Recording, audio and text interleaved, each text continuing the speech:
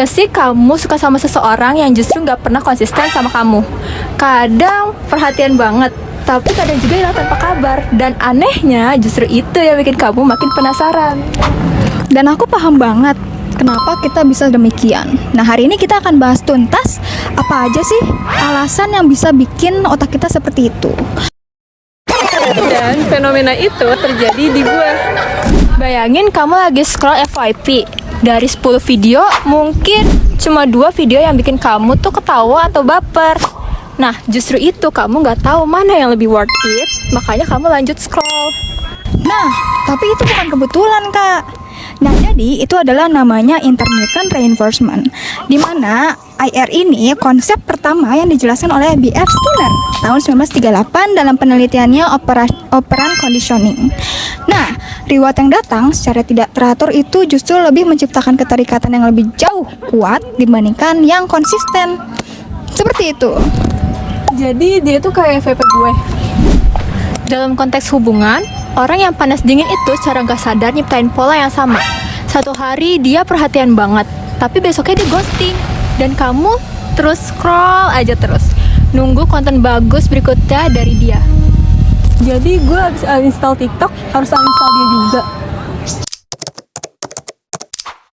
Sekarang masuk ke yang lebih dalam, di mana menurut attachment theory dari John Bowlby tahun 1969, pola kelekatan yang kita bentuk sejak kecil itu sangat memengaruhi cara kita berhubungan di masa dewasa. Ada yang namanya anxious attachment. Orang dengan pola ini cenderung takut ditinggalkan dan justru tertarik pada figur yang gak bisa diprediksi. Karena itu terasa familiar. Familiar dalam arti nyaman, tapi nyamannya yang salah. Dan pola itu bisa diubah, tapi perlu usaha. Hazan dan Schaefer tahun 1987 dalam penelitiannya di dalam Journal of Personality dan juga Social Psychological menemukan bahwa gaya attachment yang terbentuk di masa kanak-kanak bisa memprediksi pola romantis seseorang di usia dewasa.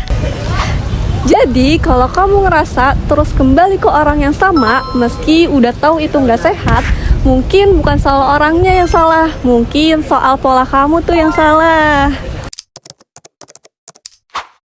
Yang terakhir, emotional dependency ini beda dari cinta biasanya.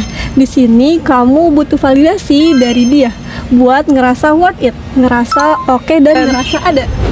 Carl Rogers tahun 1942 dalam pendekatannya yang berpusat pada klien menekankan kalau setiap individu itu membutuhkan unconditional positive regard atau penerimaan tanpa syarat, di mana hal ini tuh berfungsi sebagai fondasi kesehatan psikologis individu.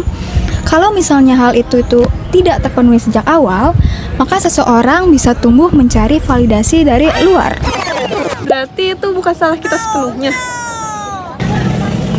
Bukan salah kamu sepenuhnya, tapi kamu tetap bertanggung jawab buat menyadarinya. Grading 2012 dalam konseling, profesi yang menyeluruh juga menjelaskan bahwa salah satu tujuan konseling adalah membantu individu memahami pola hidupnya. Bukan untuk disalahkan, tapi untuk diubah.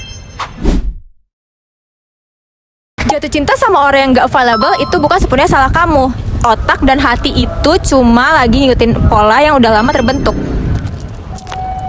Tapi, pola itu juga bisa dikenali. Dan kalau misalnya kamu butuh bantuan lebih lanjut untuk memprosesnya, konseling psikologis merupakan ruang yang tepat dan aman. Kalau kamu pun ngerasa relate tentang hal ini, tanyain ke dirimu sendiri, ini cinta atau cuma kebiasaan yang belum diputus?